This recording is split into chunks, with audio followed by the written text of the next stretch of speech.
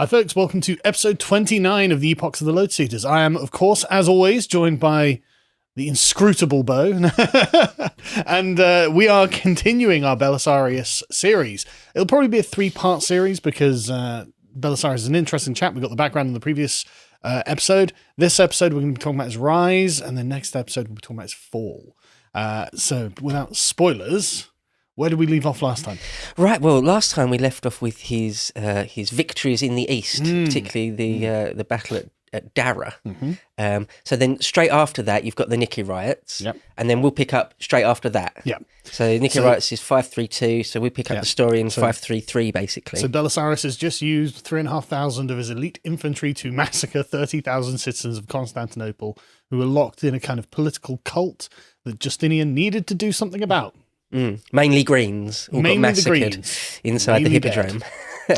Right. So I think we will need to make this a three-parter because Belisarius' life, anyone that knows anything about Belisarius knows that it's just full of action. Yeah. Not necessarily all glorious, but it's just kind of non-stop. Why it should have been a Hollywood movie. It could be a brilliant biopic, yeah. Or it'd be one of those ones where, pardon me, if people know it, they'll be disappointed by a merely 2-hour-long film. You know, you can't sort of cram it all in there. Well, maybe HBO can do one that's like 30 hours long. Well, like the Rome series that they did, which was fantastic. That would be excellent. But anyway, right, so what happens? Okay, so after the Nikki Riots, sort of in the grandest sense, or in Justinian's mind, he thinks of himself as, well, he kind of is in some ways, sort of he's got a legitimate claim over the entire old classical Western Roman Empire.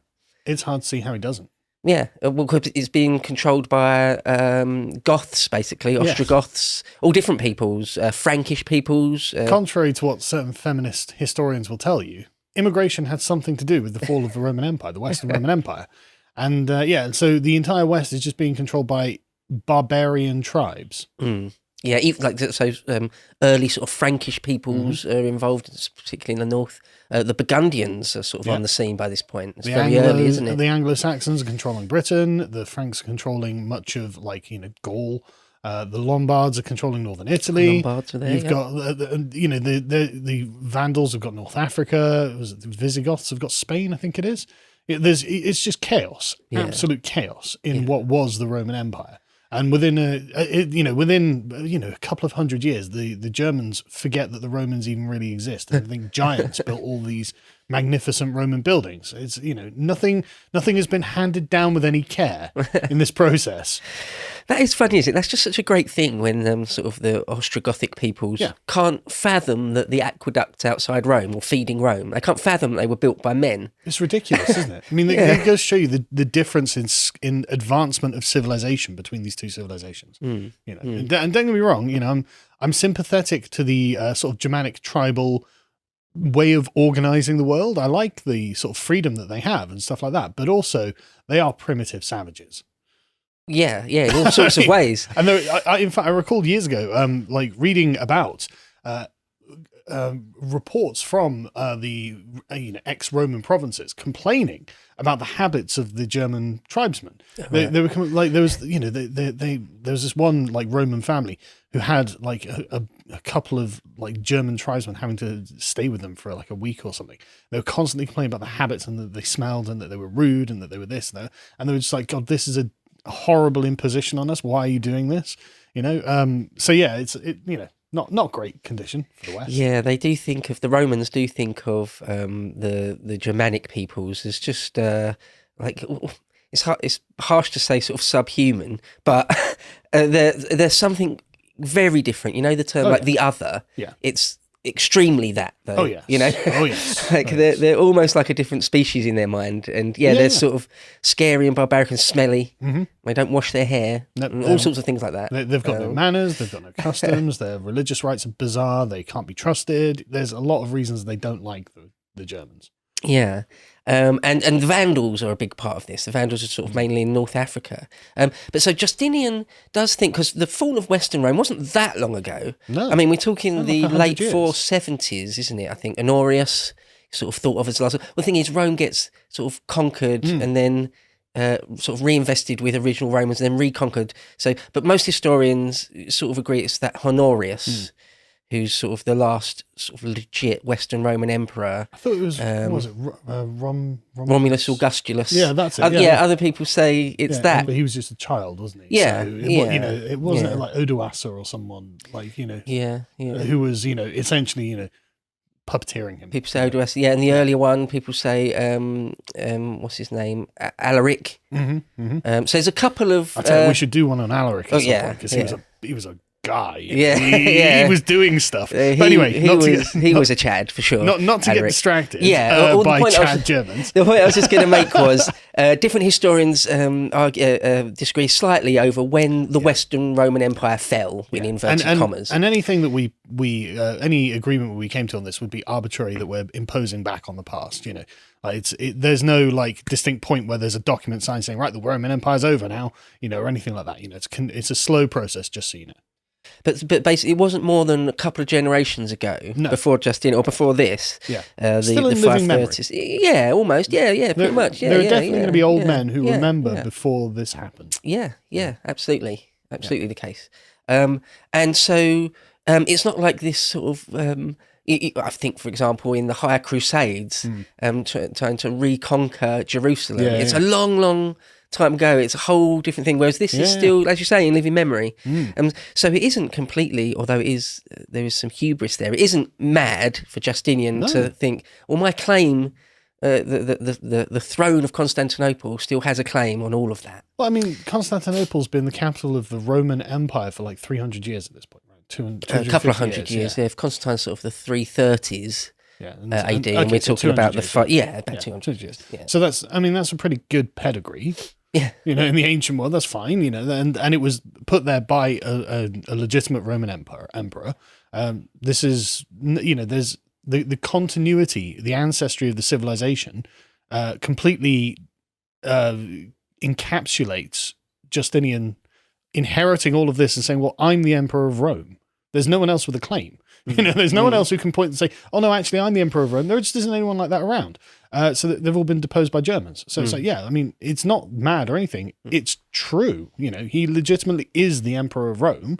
Why wouldn't he go on this reconquest? Well, I mean, I can think of lots of reasons why he wouldn't. But like, in principle, he's totally entitled to it. I think so. It's, again, it's one of those things where the various Germanic peoples took Rome by sort of main force. Yeah. So the idea of sort of having the legit anointed Roman emperors. Yeah. As you say, quite right. There's no one else. Justinian's claim is sort of it's as legit as it gets in a sense. I agree. And I know there's this endless conversation about whether the East, whether Byzantines are Romans or not.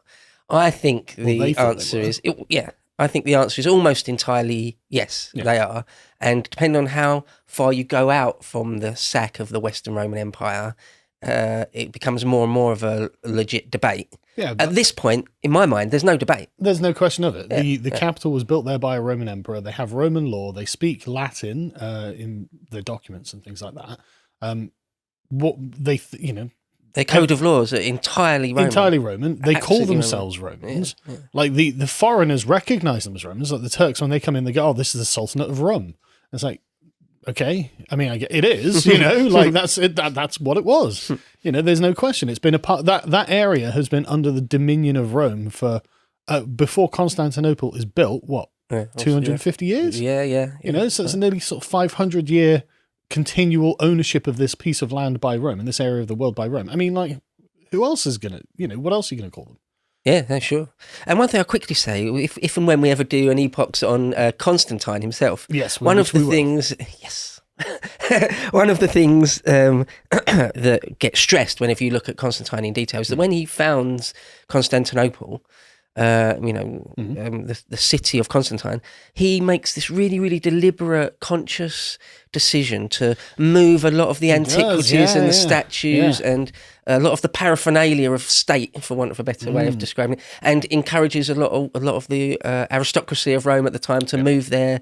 And so it's not just Constantine saying this is the capital now. It's much more than that. It's much more involved and in depth than that. He's drawing like like various kinds of resources, like human capital, like cultural capital, and he all brings it to this one place. Like aren't the bronze serpents still there from when the Greeks defeated the Persians at Marathon? He takes them. No, well, it's still there today. Yeah. I'm sure they are.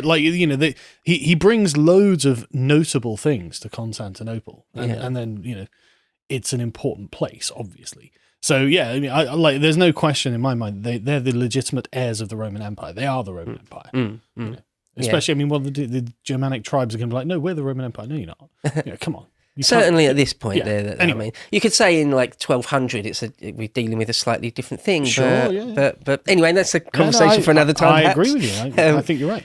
So where Justinian has sort of shored up his borders on the east after this campaign with Dara, he makes the sort of grand strategic decision that he wants to attempt the reconquest of the West, because at the moment the Byzantine Empire only really stretches to. Well, not even as far west as Venice. They've still got all of real Greece and Thrace, that sort of region. We'll put a map up, as we always do, so you can see. But he wants to reconquer the West. He's got these grand designs. I mean, you got to give it to him. He's not a shrinking violet. He's got some cojones on him. It takes a lot of guts, a lot of. Well, I mean, I would say that if he was an Alexander and he was going personally. Oh yeah, he stays at home the whole time. Yeah, exactly. He doesn't leave Constantinople. If he was going personally, I'd totally agree. But I mean, don't get me wrong. I'm not saying that he should have gone or anything like that.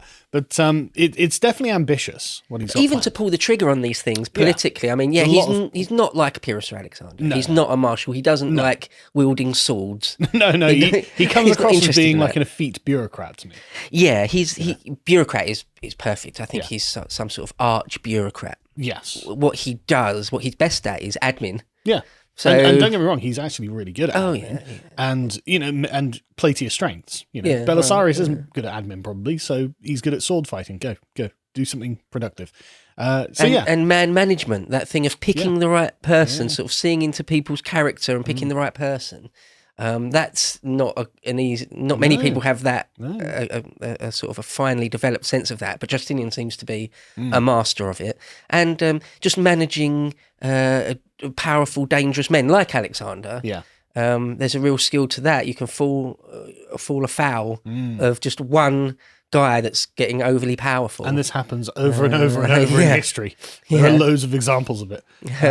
So cracking on with the narrative, then he decides that what he needs to do first, or what's best to do first, is before he attempts to invade Italy, is to take back the North African regions and where, and if possible, the big islands of the Med, like Corsica, Sardinia, and the Balearics and things, and later, hopefully, if that's successful, crack on into Sicily and then up Italy. Yeah, and this makes good strategic sense from a tactical point of view, because North Africa is weakly held by the Vandals. They're not like deeply entrenched or anything like that, and you can see by the ease in which the Germanic tribes defeated first by him and then later by the Islamic forces that they're not very good. And they're not, they don't do a very good job of defending what they've captured. And then you've got this great staging post for the invasion of Italy. Yeah, no, absolutely. That's it in a nutshell. So these first sort of North African campaigns are called the Vandalic Wars because they're Vandals that are there. And just as a quick thing, the Vandals get a bad rap, to be honest. I think they're not as bad as modern English would have you believe. When they sacked Rome, they were actually remarkably gentle about it. A gentle sacking.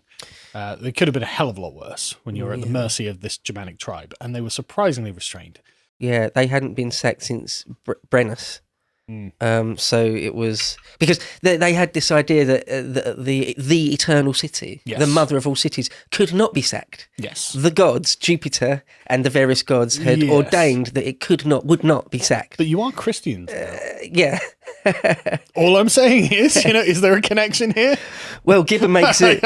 Gibbon says something exactly like that. He says that the large conversion to Christianity by this point, of course, the Byzantine Empire is Christian.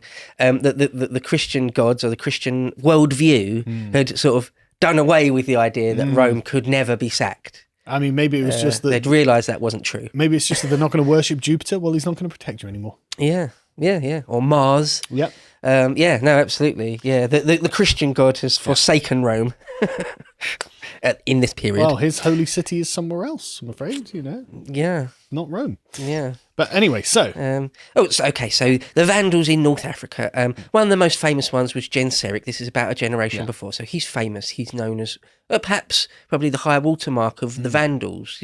If you're going to have the best, most famous Vandal, most people would probably say Genseric. So, but he's a generation before. Yeah. The guy that's sort of in charge at this point is a guy called Hilderic. Mm-hmm. But Hilderic seems to be not a complete warlord psychopath. No. These Germanic tribes, quite often you want a guy like that at the top because he has to rule by force, he has to rule by intimidation quite often. If the men under him get a sniff that he's not, this martial, iron-fisted, implacable... Well, there's an interesting thing, as we covered in Tacitus's Germania. Well, we know that they actually don't have like these sort of tyrannical leaders, right? The king rules by a good deal of consent in these tribes, and it doesn't have absolute power. He's not an autocrat, things like this. And so it's actually like, it's a weird complex that system of relationships, and it's kind of like there's a kind of like family aspect to it, where the king, I think, is expected to be essentially the head of a large family, which is the tribe, right? And so you are right, but it's like, and obviously he's expected to be the war leader, obviously. And so if he's not, that's something that makes him lose status within this sort of familial view of the world. But you are right, he does need to be strong, especially as they're not legitimate. The only legitimacy is on whether they can hold it or not. To watch the full video, please become a premium member at lotuseaters.com.